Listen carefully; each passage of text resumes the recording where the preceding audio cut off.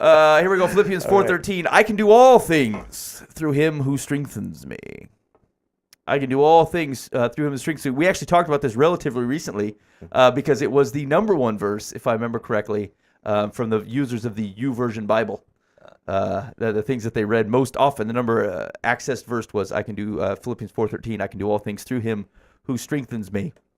What's the right? How can we use this wrong? Well, you can certainly try to do all things. I think you could See if you could lift up Buva. You can do all things through God, through Christ who strengthens you. What? If you do not, either Jesus is not capable or you have no faith. I feel like the Holy Spirit's not with me on this. I think it's used I'm with incorrectly you on when it's that. like, I'm going to take a hard test. Well, I can do all things through Christ who strengthens me. I'm struggling with my diet. No, I can do all things. That's kind of a different thing. Yeah, I think we emphasize the first half of it, and we just sort of give lip service to the second half of it. I think when we do that, we've misunderstood the verse. I think it really is one where the second half is the dominant part of it. That's it's through Christ who gives us strength. Through his strength, anything's attainable, anything's possible. But, we will often just run headlong into a challenge and then figure, well, he'll cover me, after I've already committed to this. It's like, did he send you on it? Is that what was going on? Did he empower you, strengthen you to go off and begin flying or whatever it is that you're deciding to do? Yeah. That's such a crazy thing. But Well, and again, what is it ultimately pointing to? Like in context, Philippians 4, Paul is, I'll read you kind of the surrounding verses. I rejoiced in the Lord greatly now at length you have revived your concern for me. You were indeed concerned for me, but you had no opportunity. Not that I am speaking of being in need, for I have learned in whatever situation I am to be content. I know how to be brought low, and I know how to abound. In any and every circumstance, I have learned the secret of facing plenty and hunger, abundance and need. I can do all things through him who strengthens me. It more sounds to me like Paul is saying, I am able to endure all things, or I am able to be in any circumstance based upon the provision of the strength of Christ. Like I can avoid temptation even when my means abound.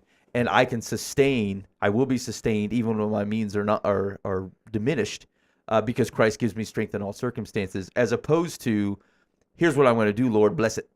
Give me strength so that I may accomplish things. Ultimately, coming back to what we were talking about, where is the strength that I'm asking for Christ to further my kingdom, or ultimately to further His. that really changes the flavor there. Yeah. Yeah, he's talking about persevering through circumstance to further the Lord's work through that. Yeah. He's not talking about I can go fly. Yeah, yeah. I can go do this. I will finish this marathon through Christ who strengthens me. Right, exactly. I bet I can eat another cheeseburger for all things. No, that's ridiculous. He's talking about persevering through circumstances so that he can further the Lord's kingdom. Here's where I think there is something. There's an intimacy about that relationship with God when you're like, let's say you're running a marathon, right? You're getting towards the end, and you're like, I can do all things through Christ who strengthens me.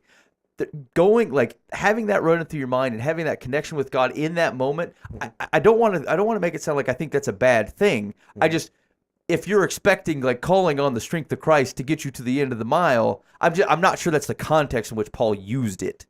And ultimately, I don't know. You could be finishing the marathon for Christ. I don't know. He doesn't care if you finish the marathon. He wants you to finish the race, the big race, capital R, to the big house. Hey man, you keep saying the big house. We all think jail. Oh, so let's when people would actually use this verse. Here's an example. Another chat example was, let's say your spouse dies. Someone says, like, is this an appropriate use of this verse to say, Christ will help you endure, will strengthen you through this. You can do all things. You can get through this through Christ who strengthens you. Thing. Is that an appropriate use of it? I'm in. I think the principle applies, but I would get it more from other verses. I wouldn't get it from this one. Yeah. You think? This sounds more like Paul, having been sent out by Jesus to accomplish things, has come across resistance, has been everything short of torn apart, and he has endured it, and Christ has given him the strength to endure anything the world can throw at him. And that's very different than tragedy has entered my life. Yeah.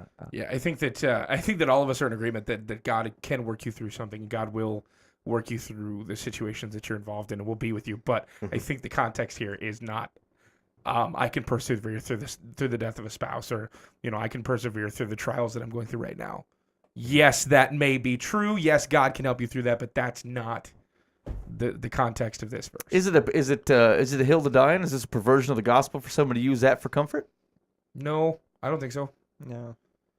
That's enough to throw him out of my house, I tell you that. False prophet. Hey, man, we talked about you not being able to lift me. Not, so you're going to not throw me out of having your to do house? with any type of theological convictions, but like I've heard, this is sad, right? But like there are times when the Lord's word is not inspiring to me because Jesus' people use it in such a way that it's callous and with no heart in it. And that would be an absolute another one. If something befell my house and you walked over to my place and whooped that out, I would be silently showing you the door. I would just not be interested in what you have to say right there. And like I know people believe that they're being helpful, but like I don't know, there's something about the just walking up to them, Job's friend style before they open their stupid mouths and just sit there for a week hanging out with a guy. That's how you grieve with people. You know what I'm saying? I feel like you keep your mouth shut for a while. Yeah.